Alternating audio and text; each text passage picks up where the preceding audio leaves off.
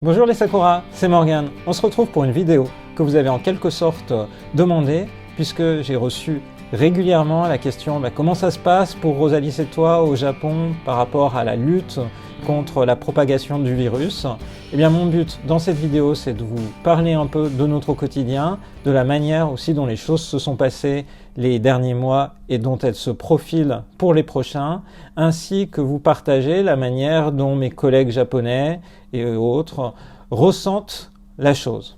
On y va. En France, la propagation de l'épidémie a rendu inexorable la décision du président de la République et du gouvernement de rendre le confinement des habitants obligatoire. Au Japon, la situation est un peu différente. Si des mesures drastiques ont été prises tôt, par exemple la fermeture des écoles, collèges, lycées, mais également des salles de sport, des salles de concert et d'autres lieux de rencontre, eh bien pour le reste, par exemple la vie quotidienne et les commerces de proximité restent tous ouverts. C'est-à-dire que quand on va au Japon, quand on vit au Japon actuellement, on vit de manière un peu dégradée par rapport au quotidien, puisqu'on ne peut pas aller dans des parcs d'attractions, c'est fermé, on ne peut pas aller dans une salle de concert, les concerts sont annulés, mais globalement, on peut profiter de la vie quotidienne de manière tout à fait raisonnable.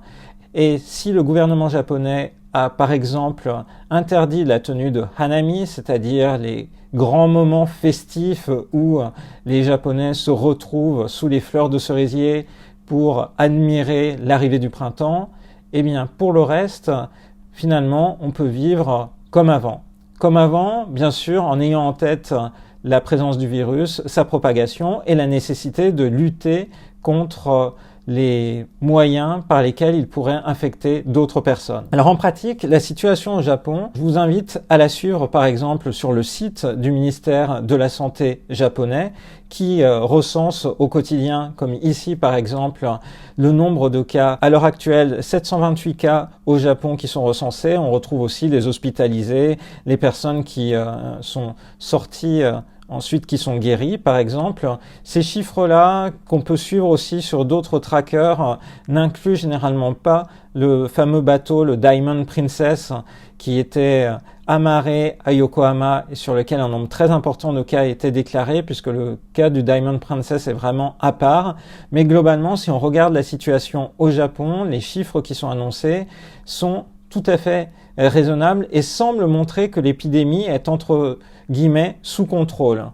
Un graphique intéressant à regarder, c'est justement le nombre de cas de Covid-19 qui sont recensés dans les différents pays. Et évidemment, quand on regarde la manière dont ça s'est écoulé au fil du temps, c'est-à-dire évidemment l'épidémie a démarré en Chine avec un très fort pic, c'est-à-dire qui a été plus que doublé tous les 2 jours. Quand le Japon apparaît, c'est-à-dire assez tôt, puisqu'on a eu des cas japonais finalement à partir de janvier-février, le Japon, lui, semble suivre une courbe à peu près linéaire, là où quand le graphique de la France apparaît, le nombre de personnes infectées en France a tendance à doubler entre tous les 2 et 3 jours. Alors, là on voit, le nombre de personnes infectées au Japon au fil du temps semble ne pas exploser. Il y a certes eu quelques clusters assez importants, par exemple sur l'île de Hokkaido. L'île de Hokkaido, c'est l'île qui est au nord. Ça a imposé un confinement total de la population à ce moment-là. C'était fin février. Mais globalement, tout semble, on va dire, sous contrôle. J'entends bien que certains ont exprimé l'idée que le Japon sous-contrôlerait le nombre de personnes qui sont testées. Mais la situation qui est en France, c'est pas tant le nombre de cas qui est recensé, mais la manière dont les services hospitaliers, les services médicaux sont mis sous pression. Et c'est là où viennent les drames qui surviennent par exemple en Italie et qui peuvent survenir en France si l'épidémie continue de se propager. C'était assez clairement dit à partir de la semaine dernière en France avec par exemple ce graphique, là j'ai la version anglaise qui circulait sur les réseaux sociaux, avec l'idée qu'il est très important d'aplatir la courbe du nombre de cas au fil du temps, puisque si on tombe sur un moment où cette courbe est très importante, au-delà des capacités du système de santé, alors eh bien, on risque de ne pas pouvoir, par exemple, mettre sous respirateur artificiel des gens qui ont des syndromes de détresse respiratoire, et donc on risque de perdre ces personnes. Et malheureusement, c'est ce qui s'est passé en Italie et dans d'autres pays où la propagation du virus n'a pas été sous contrôle. Et c'est d'ailleurs aussi ce que disent les articles sur les premiers éléments d'analyse sur la gestion sanitaire de la crise. Le problème du Covid-19, c'est qu'il n'y a pas de vaccin, il n'y a pas d'immunité acquise pour l'instant globalement dans la population. Donc ce qui se passe, c'est que par exemple, le système de ICU, donc les soins intensifs italiens, n'ont pas pu tenir par rapport à la charge, d'où ce qui a été rapporté dans les médias français à partir de la semaine dernière, des choix éthiques terribles où les médecins devaient choisir quel patient soigner, quel patient abandonner parce que les chances de survie à long terme étaient trop faibles. C'est pour éviter un effondrement du système de santé qu'en France, des mesures drastiques ont été adoptées à partir de cette semaine. Au Japon, quand on regarde ce qui s'est passé, il y a eu des consignes assez claires, assez vite, qui ont identifié les cas de propagation, de création de clusters, c'est-à-dire les conditions qui risquaient de faire en sorte que le virus se propage de manière non contrôlée. Je mets ici par exemple une affiche qui a été sortie par le ministère de la Santé japonais début mars et qui identifiait par exemple que un des lieux de propagation, une des familles de lieux de propagation, c'était notamment tout ce qui était sports gym, donc toutes les salles sportives, les restaurants de type buffet, c'est-à-dire là où on a éventuellement quelqu'un qui va postillonner dans un plat et avec le virus qui va du coup être contagieux pour toutes les personnes qui vont prendre dans le même plat, les chalets de ski de type refuge, et puis ce type de lieux donc confinés qui vont en fait avoir un certain nombre de caractéristiques communes qui est finalement résumé ici sur cette page en anglais de la préfecture de Oita au Japon. Les lieux particulièrement risqués pour la propagation du virus, ce sont des lieux qui ont 3 caractéristiques, des lieux fermés avec une mauvaise ventilation, qui requièrent ou qui suscitent le fait de se parler de manière rapprochée, avec beaucoup de personnes présentes à distance inférieure à celle d'un bras. Typiquement le cas par exemple d'un live house, donc d'une salle de concert japonaise, où tout le monde est resserré, on est dans un espace clos, peu ventilé, où les gens vont éventuellement se parler, postillonner, et là, en fait, on a une source de cluster assez importante. D'ailleurs, il y a beaucoup de live house à Osaka qui ont été source de contamination et qui étaient identifiés comme tels. Et donc, pourquoi, en fait, finalement, au Japon, la situation est sous contrôle ? Il n'y a pas d'articles scientifiques qui le disent actuellement. Il faudrait des vraies études scientifiques, des vraies preuves. Il n'y a que des hypothèses, des conjectures. Des conjectures qui sont, par exemple, peut-être le port du masque. C'est assez intéressant de voir la manière dont, même en France, le débat, le discours sur le masque a changé. Il faut bien voir deux choses très importantes. Le masque est important pour les personnels de santé, et particulièrement dans la situation actuelle. En France, on n'a pas une tradition de port de masque comme en Asie. Et même en Asie, en fait, les masques sont très vite arrivés en rupture de stock. Donc, le discours qui est important, c'est les personnels de santé qui, en premier lieu, ont besoin du masque pour se protéger. Cela dit, il y a maintenant des articles qui commencent à évoquer la situation avant-maintenant, c'est-à-dire ce qui aurait pu éviter finalement la propagation de la maladie. Les masques sont-ils vraiment inutiles quand on n'est pas malade ? Il y a même des scientifiques des scientifiques français qui reconnaissent que leur point de vue a changé par rapport aux masques, parce que, et c'est pas tant qu'ils vous protègent vis-à-vis des autres, mais ils vous protègent du fait de partager le virus avec d'autres.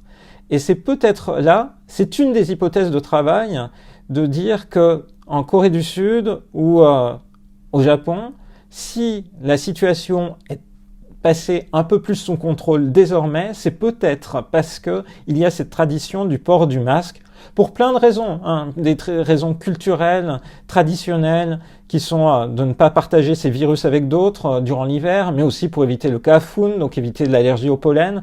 Donc typiquement en mars, classiquement, les gens portent des masques au Japon. C'est quelque chose qu'on voit, mais qui est encore plus net maintenant. Mais si tout le monde porte des masques et qu'on se rend compte qu'il y a une maladie qui fait qu'il y a beaucoup de personnes qui sont asymptomatiques. On le dit, par exemple, des jeunes actuellement, on dit qu'il y a beaucoup de porteurs, entre guillemets, alors pas sains du Covid-19, mais beaucoup de porteurs asymptomatiques, donc qui n'expliquent pas de symptômes du Covid, mais qui paraissent a priori contagieux. Eh bien, si tout le monde porte des masques, eh bien, les risques de contagion sont moins importants. Il y a un article du Point qui est paru ce week-end par Karine Nishimura-Poupé, donc la compagne de l'auteur J.P. Nishi, qui écrit des mangas sur les différences entre la vie au Japon et la vie en France. Donc Karine Nishimura-Poupé qui a fait un article sur Coronavirus, l'exception Japon, où elle pose quelques hypothèses, parmi lesquelles cet élément d'hygiène. Il y a le masque, mais il y a aussi le fait de trouver des moyens de se passer les mains à l'alcool quand on rentre dans un grand magasin.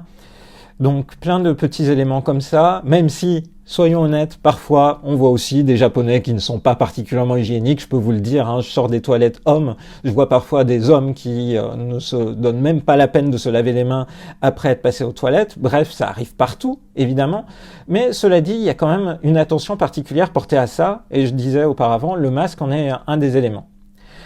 Alors, par rapport à la situation actuelle, maintenant, qu'est-ce qui se passe ? Qu'est-ce qui se passe pour les gens, par exemple, qui sont au Japon en mode touriste et qui veulent repartir en France ? Eh bien, le site de l'ambassade de France au Japon a mis en place un numéro téléphonique à contacter pour avoir des informations supplémentaires. Le ministre de l'Europe et des Affaires étrangères vient de laisser passer un message indiquant qu'évidemment les Français qui sont en séjour à l'étranger ne seraient pas abandonnés et les invite à se rapprocher en fait de leurs services consulaires, donc des ambassades, pour voir dans quelle mesure un rapatriement est envisageable et possible. Et puis aussi globalement, on va voir comment la situation évolue en croisant les doigts pour qu'en Europe l'épidémie passe sous contrôle. Et de la même manière que dans les pays asiatiques, ça soit pareil, et que, par exemple au Japon, on n'assiste pas à une flambée soudaine du nombre de cas, qui est toujours possible et que certains scientifiques japonais reconnaissent comme un événement qui est possible. On n'est pas à l'abri de la même chose qu'ailleurs. Donc, par rapport à ça, il faut savoir que la semaine dernière, le gouvernement japonais, la Diète, a mis en place le système législatif permettant à Shinzo Abe, le Premier ministre, de déclarer l'état d'urgence éventuel dans certaines préfectures, qui permettrait du coup aux gouverneurs de ces différentes préfectures de prendre les mesures adéquates par rapport à la gestion de l'épidémie et par exemple mettre en place un confinement total similaire à celui qu'il peut y avoir en Europe actuellement. Donc ça fait partie des choses sur lesquelles le Japon aussi se prépare s'il devait y avoir à un moment donné une flambée du nombre de cas et que cette courbe que je vous ai montrée auparavant n'était plus linéaire. Et puis ensuite, la question qui se pose au Japon, c'est que va-t-il advenir ? Les Jeux Olympiques, qu'en est-il ? Les Jeux Olympiques, ce qui se passe, c'est que Shinzo Abe, donc le Premier ministre, est vague sur le timing. Quand j'en parle avec mes collègues japonais, ma prof de japonais ou autres, en fait, ces personnes-là commencent à dire, en fait, les Jeux Olympiques ne vont pas pouvoir se tenir.